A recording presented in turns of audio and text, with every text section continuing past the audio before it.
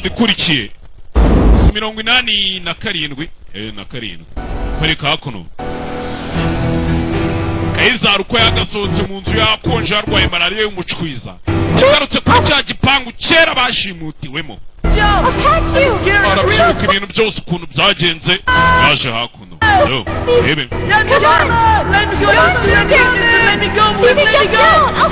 yagiye gusimbuka nibwo ikigo cya Zack Lidima cyagarutse kiramufata kiramutwara nimba baramukoze bikisiza we akonje kurusha abandi none we Toroma yamufashe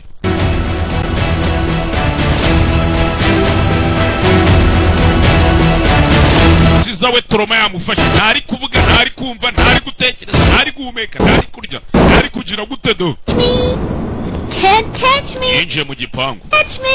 Ntago wamfata ntago wamfata. You can't catch me. Ako na rutwana turi gukinira mu gipangu. Twabibonye dukurikishaho wa mukobwa Leila yajanye yamari ntago ari hano. Bivuze ngo bashobora kuba barimutse. Wasanga n'inzu baranayiriye ntaho wamenye.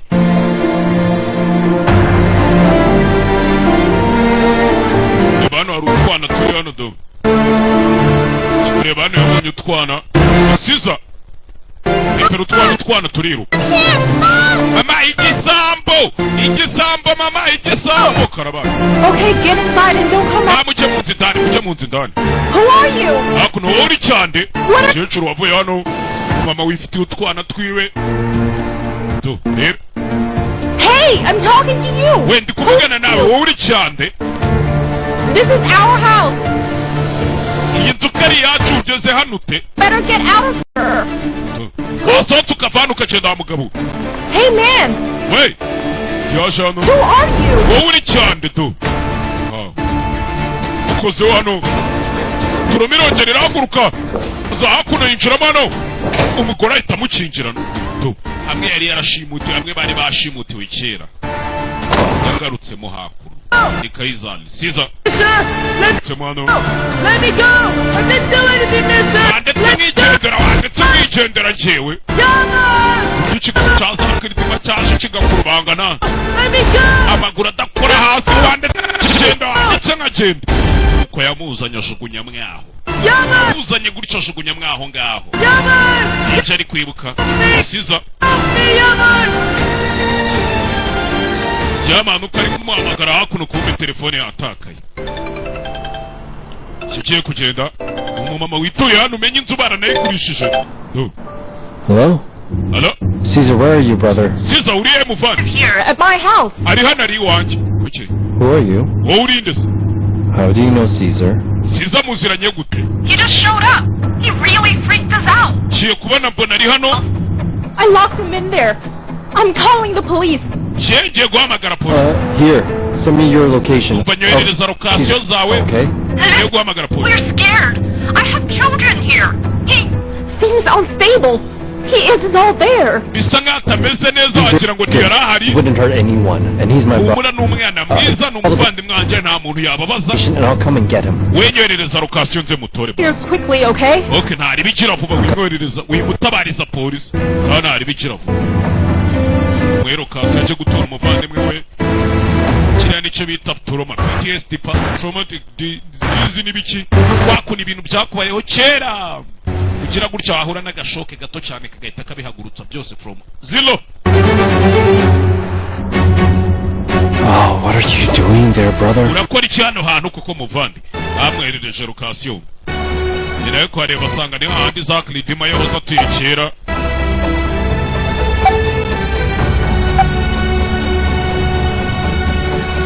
Rebe. Amwerereje location tayari. Itakandagira iki? Imodoka yerekezayo. Yaman Ali, Soiselan. What are you doing there? Lord Almighty. Tubaye twigarukira hakuno. Hello, welcome. Murakaza neza. Steven yaje hakuno. Come along. Ngwino, komeza. Komeza uze nkwereke. Steven yaje hano.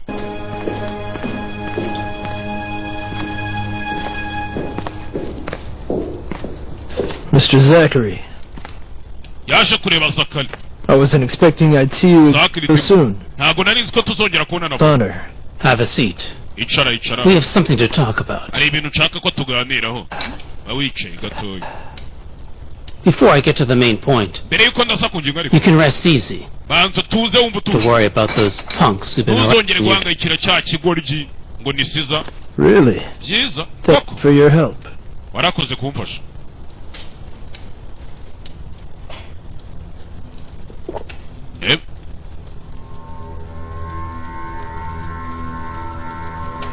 Tekerezo. Oh, Bullets. what do you mean by I don't have to worry kumbwiye ngo sinzongere kumuhangayikira anymore? ngo sinzigera nongera anymore byagenze bite? For now. Aracyari muzima byaka kanya humura. Nigeze ngo ramwisha. That's good. Ni byiza.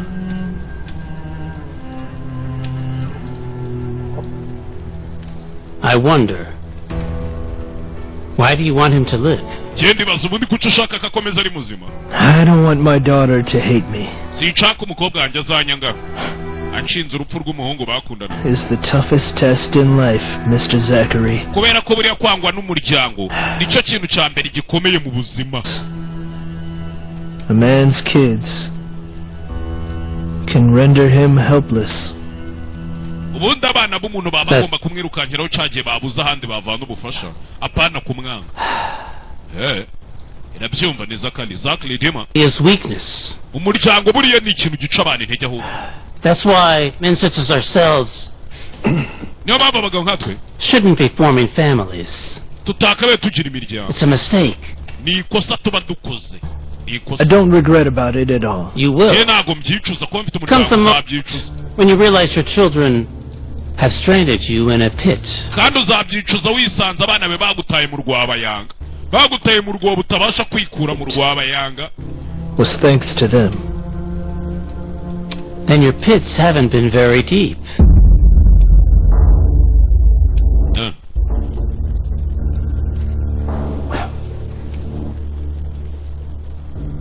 What's the matter? Are you hot? Ikibazo kirashyushye. A little. Ndashyushye mo gake. Okay. Do you enjoy fire? Kina n'umuriro. I Better. love playing with. Je nkunda gukina n'umuriro. Je ndabikunda kabisa.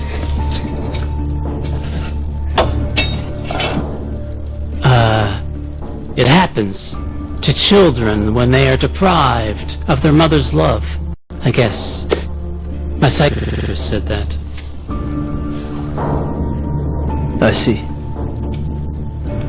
I have a favor to ask of you. Hari utuntu nshaka kugusaba. Sure. Hari ikintu nshaka kugusaba. Yego. Ushaka icyo ari cyo Do cyose. as much as I can. Fa kuba nzi ko ntagishobora. Ntabwo kigoye. Especially By'umwihariko. that Everett's soy salon is no longer with us. Cyane kuba wa musaza Everett Sesserana atagihari. Ubu biroroshye wabona uburyo. Kakiri inkuru. I want the health reports of all kids registered with the foundation. Ndashaka raporo y'abana baba muri fondasiyo yanjye mufasha bose. All of the new areas. And first children Aho come. basigaye batuye n'amazina The yabo. wider the catalog, the better. Ndabyumva. Is everything all right? Ako ibintu byose bimeze sawa. Biramucanga uyu mugabo. Been wrong? Hari ikibazo gihari. No.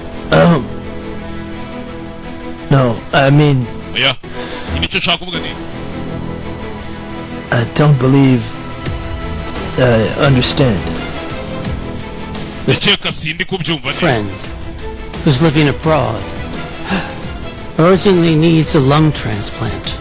Hari inshuti yanjye Be the best person to trust with. ikeneye ko bamuha impyiko. Sibyo? Am I wrong? Oya ni impyiko ni igihaha.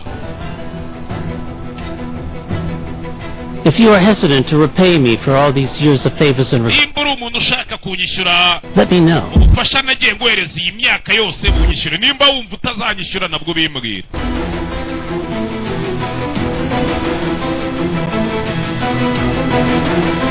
Musaba ngo ashaka aho basarura ingingo gafite mu nshuti we ukeneye nimba ari igihaha. Aranga harya si igihaha ni igihaha.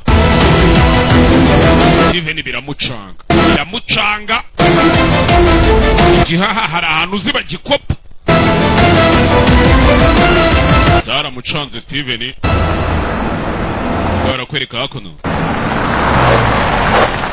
Yamani yaparitse hakuno.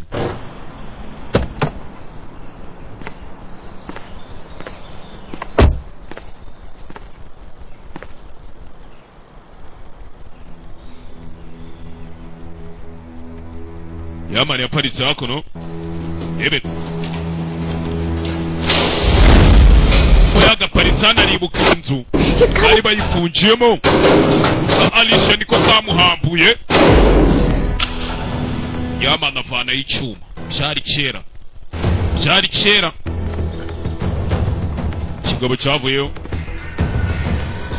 Nubwo ari ka Alicia na akandi kana. Did you get some rest, kid? Kana bari basigaranye. You going to speak? Abonye ubufasha se ugiye gutoroka ugiye kuncika. Where are the children? Abandi bana bari hehe?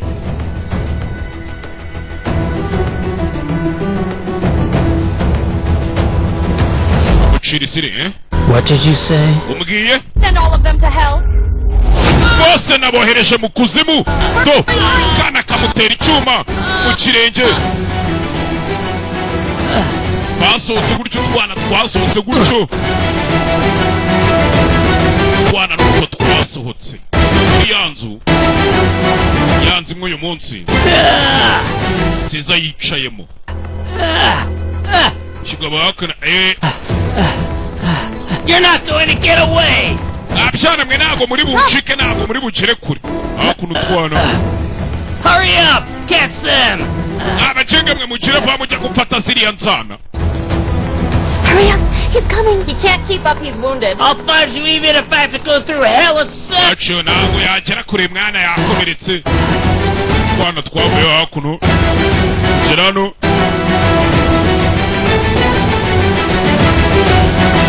Twana nuko twacitse ikigabo.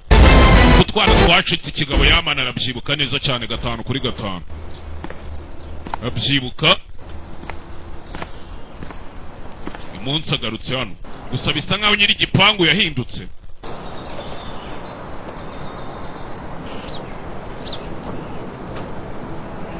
Singaho nyiri igipangu yahindutse. Sakuno. Sona. Mufungura aje kureba umuvandimwe wiwe mindani. Did you come for your friend? Yes, where is he? Uje kureba inshuti yawe. He's still in the storage house. But he seems quiet. Ari hariya muri stoke. Ubundi byagenze bite? Sho. Uyu ni Yamani.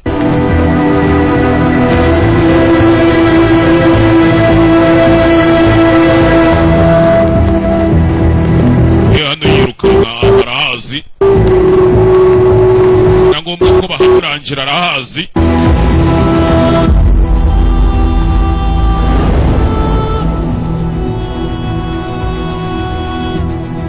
Hakuno urebe.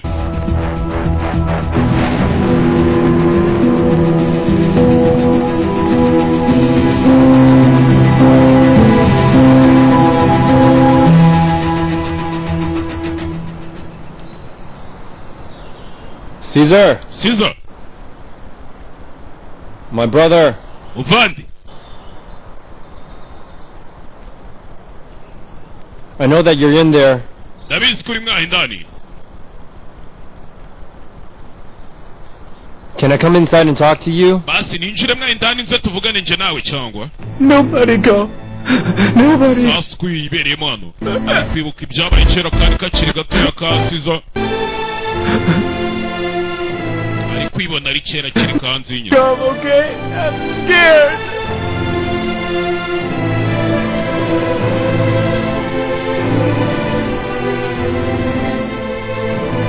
Hakuno. Don't come. Don't come. Please don't come. Please don't. Kiye kwinjira mwaho indani mwana. Ntiwinjiremo hano. I know. said I'm coming in, brother. Who's there? ndaje muvandi No, come in. No. nindura aho ngaho na kera yamani mwese wagarutse kumutwara Please let me go, brother. umva ndeka ngende muvandi ndeka ngende ndeka ngende mwana Please let me go, brother. Please. ndeka ngende muvandi ndeka njenyine ndeka njenyine jano teturuma Caesar, Caesar I'm here, brother. ndi hano muvandi ndi hano mwana ndi hano Yaman, yamani why didn't you come, Yaman?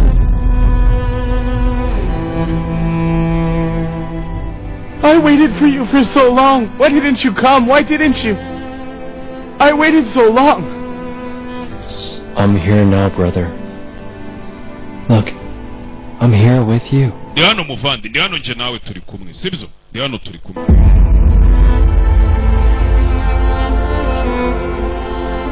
You're too late, Yaman. You're too late. wakererewe yamani wakererewe niba byaragenze bite icyo gihe You're too late. wakererewe yamani Too late. wakererewe You're too late. You're too late. jano I'm so sorry, brother. You're too late. You're too late. You're too late. You're too late.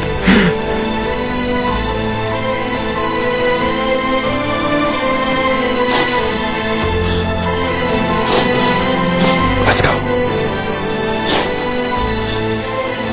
Let's go, brother. Come on. ngwino tugende muvandi ngwino tugende ngwino tugende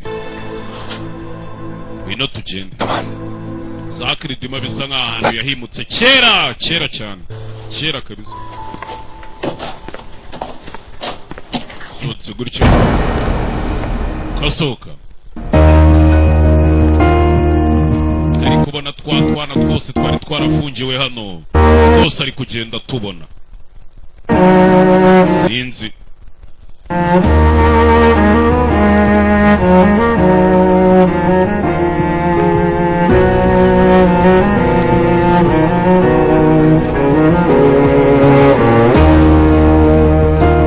basohotse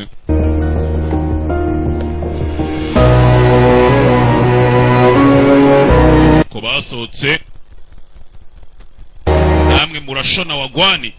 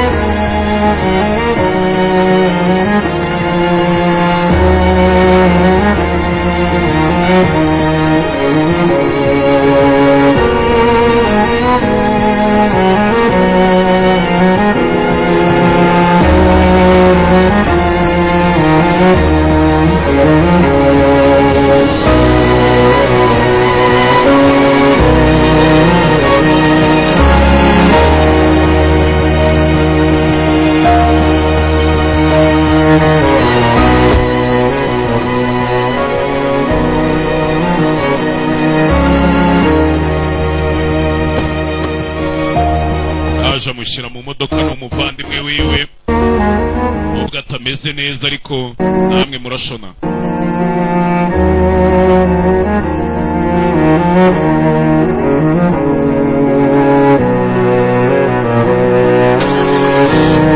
hakuno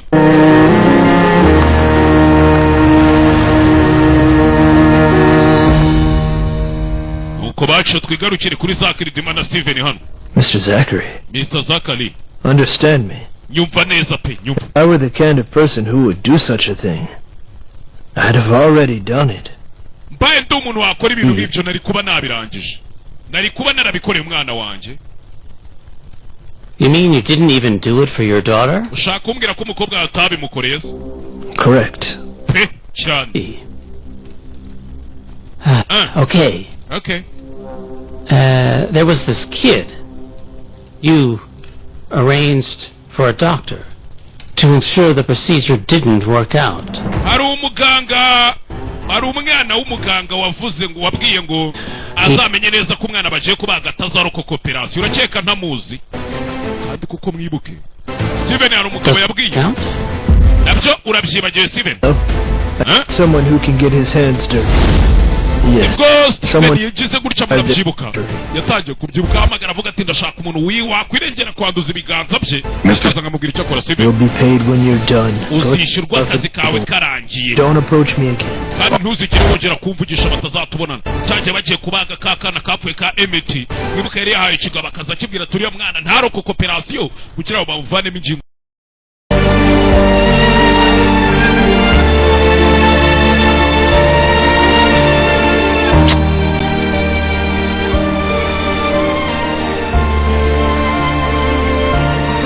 Telefone karasonnye hakuno Yamani yaramuhamagaye mu message call ya Yamani do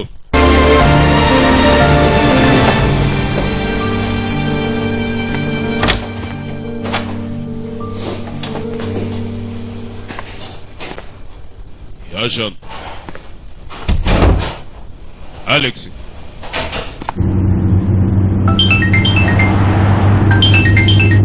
kubitira simu amukubira simu. Hello? I can't reach Alice. Alice namubuze. You know where she is? Wabuzana? Me, brother. Ari hano muvandi turi She's sleeping right now. araryamye arasinziriye. She's not great. Ntago ameze neza. What happened? Cyakinze biteze. She learned about Zachary. Yamenye ibya Zakari ko Zakari ahari. Nawe Caesar knows too. Nasiza yabimenye babibwiranye. A mess now. Ni ibibazo I can't put him back together. sinzi ko bari buze kubasha gutuza. Anything? Tekereza iki? She knows I know. Alice arabizi ko mbizi. Arabizi Yamani. If you want, bring Caesar here too. Nimba ubishaka Nasiza wamuzana hano Both of them. bakaba bari kumwe byibura tukababa hafi ntari. Good idea. Icyo gitekerezo ndumva ari sawa mwamba. Icyo gitekerezo ni sawa. See you soon. Tuze kubonana nyuma ntari. Hakuno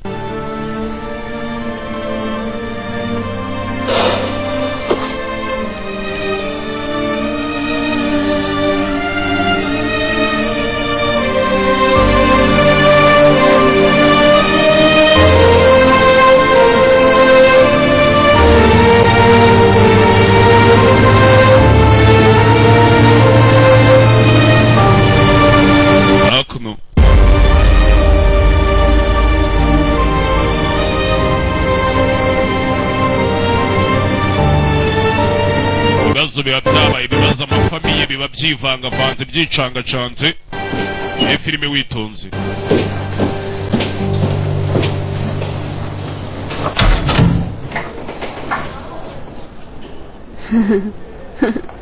igera hano saza indabyo nyinshi hano do. Ni Olga madamu wa George. George nararenze. A new job in Godspeed, my dear. Felicitasiyo kubw'akazi keza wabonye inshuti yanjye. My dear. Inshuti yanjye ibirabyo bamwereje nimba ari nde wazohereje.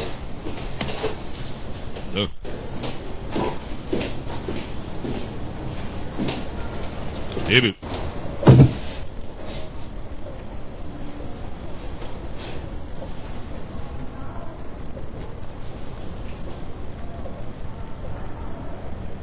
My dear Melissa, thank you very much. Melissa nshuti yanjye wakoze kubwunyoherereza izi ndabo.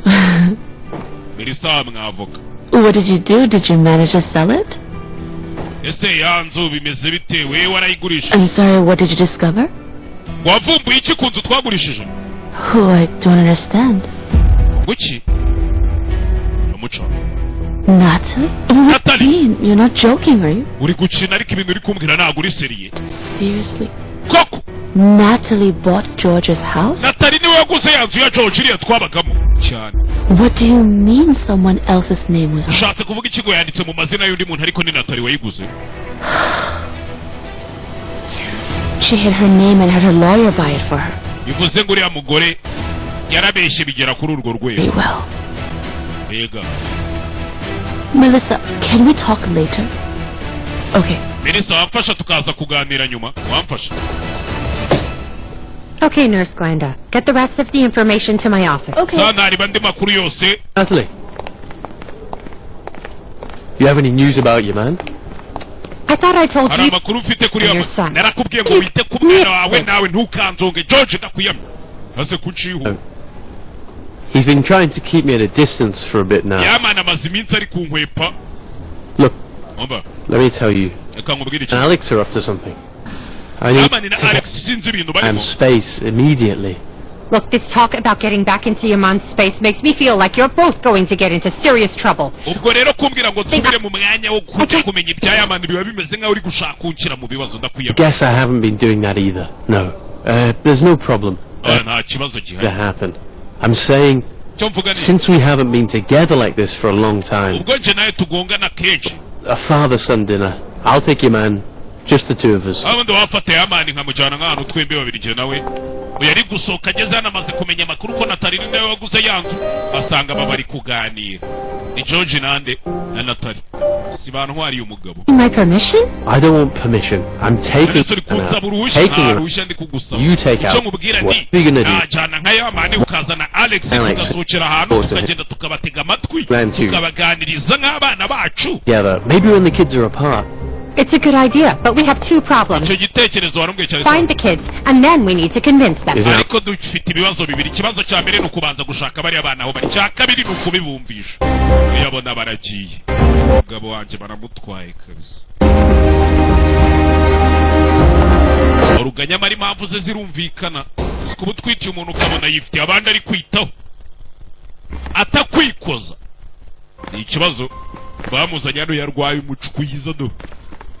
Alex, Alex we what's wrong? ikibazo ki Nothing. Nothing. binahura na sheri wawe. Something's wrong. What Carla, happened? stop. ase karira buretse rikiraho ariko What do you mean it's nothing? ese uri kumbwira ngo nta kibazo gihari gute? nta kibazo gihari kandi ndi kubabona muzamukana umuntu umeze nkaho yasinze ameze nabi yenda gupfa.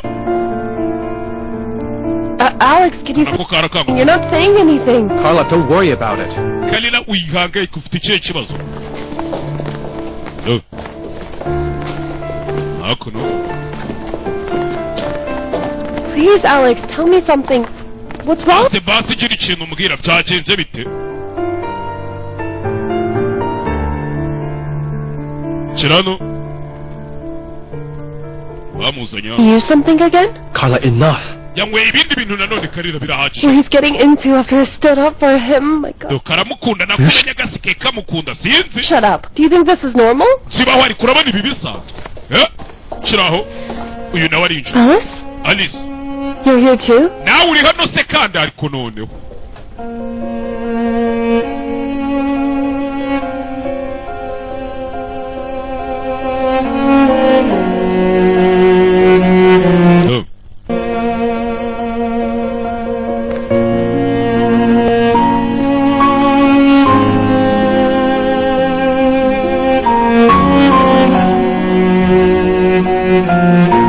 sinzi.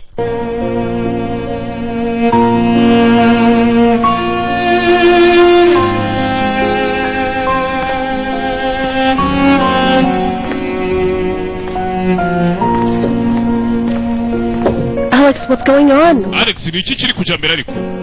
Carla, Kalila we don't have to know everything. wewe ushaka kumenya ibintu No byose matter. bigufasha. Come on. genda genda.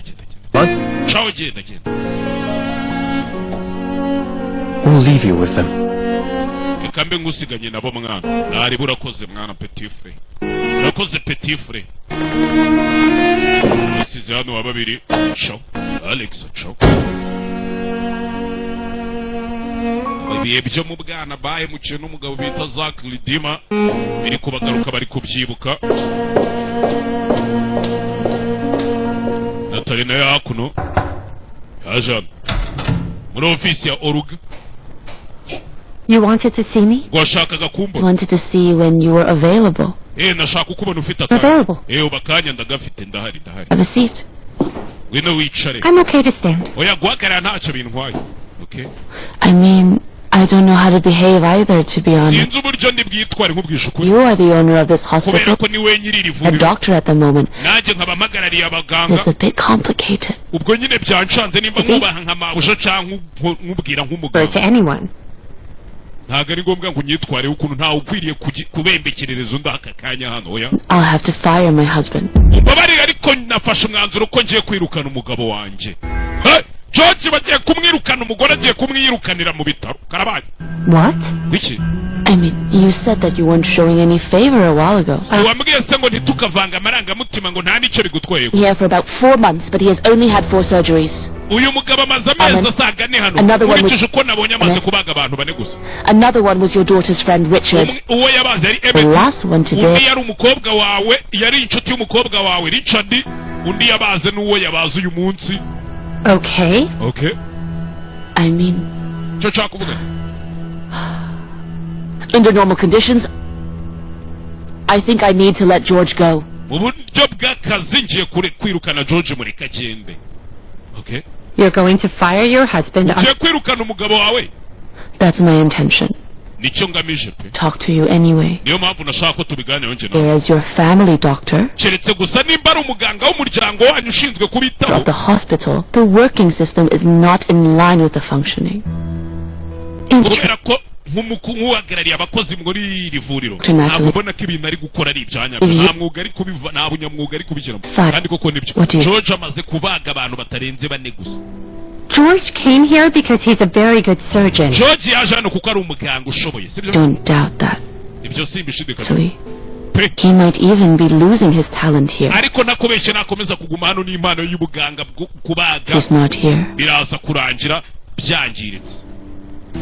How is this about me? Ese ibindi mbizamo. You. Wowe. Because you're still in love with my husband. Kubera yuko ukikunda umugabo wanjye. Karabaye. His house secretly. Waguze inzu ye mwibanga. He'll wait. Dr. Natalie. Dr. Natalie. Trying too hard. Ndi kugerageza cyane pe. Uretse ariko. How is it I'm trying too hard? Ibyo uri kumbwira ngo uri kugerageza cyane, ndi kugerageza. Coming between you? Ndi kubivanga gato. Preventing you from being a family? Ndi kubabuza kuba umuryango. Can't get it. I can't. How do you ask what you're doing? What more can you do? None se gute naba umuryango n'umugabo wanjye byananiye nta kintu cyo gukora muri iki. Umva kuba naraguze inzu yanyu nari ndi kugura inzibutso zawe. In my past. Iriya nzu ibitsa hashize hanjye hari ikindi. You can't criticize me. You can't judge me. You question me. Repeating my history. Ndi kubika amateka yanjye. It's neither your right nor your place to talk about it. And if I want to live in my past, then I'm going to do it. And it's your But if it's the future you're working, stop worrying. Mind the future is yours. Gumana umugabo wawe ahazaza niwe hareba nje niziritse kwashize hanjye kuko iyo nzu ariyo naterewe iminda ye yamana ari abitekerezaho. If you want to terminate George's employment, you can do whatever you want. Kandi niba ushaka kwirukana umugabo wa mwirukane pe. It's your decision. Ni umwanzuro ugomba gufata niwe ushinzwe abakozi hano niwe uhagarariye abaganga mwirukane rwose niwe bireba. Nta kibazo ntacyo bintwaye pe. Mwirukana agenda. Utagira ngo umugabo wawe ndamukeneye. Gira ibintu utwara. Ni Natalie.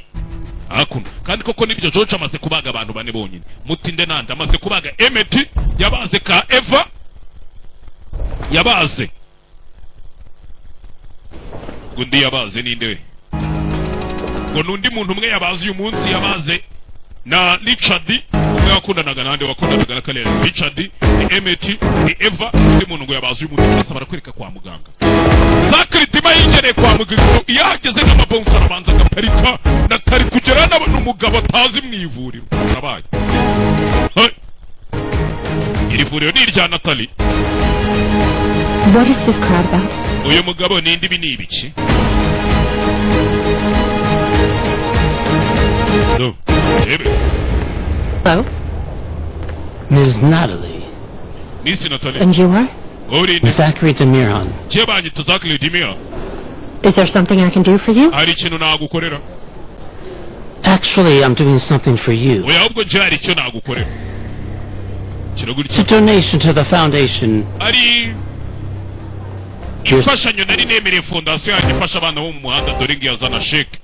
Well, look. You didn't need to come. There's no need to do this in... ntabwo byari ngombwa kuza hano, sina ngombwa kubikorera hano. My son is in charge of the kubera ko umwana wanjye niwe usigaye ayobora iyo fondasiyo, niwe mwari kubivugana, niwe wari kubaye hano. Of course, it's not very proper to invade a hospital. kandi kibi kuza gutera ivuriro ryanjye uzanye n'ababawunsa nka miliyoni nta kintu biba bivuze. Ibasohoke. Musohoke sha. Right. Terrible. Okay. Sorry.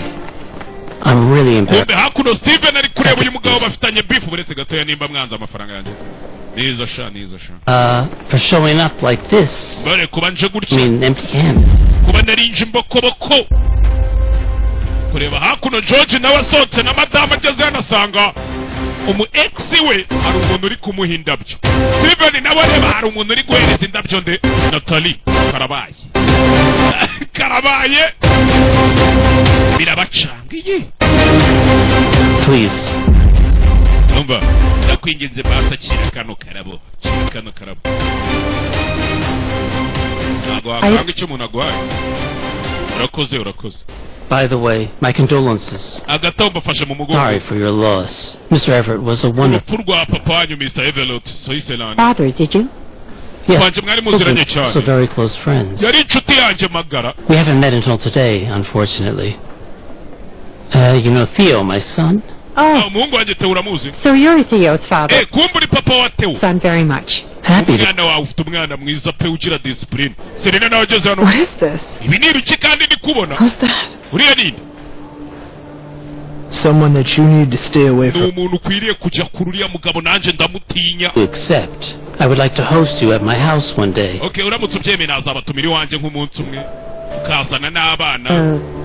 I mean, it seems like we actually have a lot in common. I mean, we'll find a convenient time in the coming... I'll be free tomorrow night. Say 8 p.m.? Tomorrow... Mr. Zachary. Steven aza kubivuga. Oh, you were coming? Welcome. Murakaza neza. Babonanye bafitanye beef. Ngo yanze kumufasha gushaka umwe. Bari igihaha cyo guhereza umuntu. Tujye muri office yanjye ya. Miss Natalie, I'm pleased to meet you. So I'll see you tomorrow night then? Ubwo ndakeka ejo nimugora tuzabonana. See you next time, Steven. Nawe tuzabonana ubutaha, Steven we. Tuzabonana ubutaha. Tekereza umuntu Steven nawe atinya kanduza amakoro n'amahano ya Steven. Hakuno bacodo. What was that about? What's tomorrow? Ibyejo ngo ni ibiki mwavugana? Ibyejo. Our families are having dinner together. Je nawe imiryango yacu izasangira yombi oya. Can't happen. Ntabwo byaba ibyo bintu. It's my choice. Samahitamo yanjye. I can go wherever I want now. Je nemere kujyaho nshaka birakure. Uriya mugabo yamubwiye ati ikintu cyitwa umuryango kiduca intege agera ni imikino. Natari ndapfuye ndahiye. Umva ko nigenje n'igihe cyera kubusa ndahiye. Uriya ngo n'umusaza atinya nyina. Yari episode ya 87. Ciao bye bye.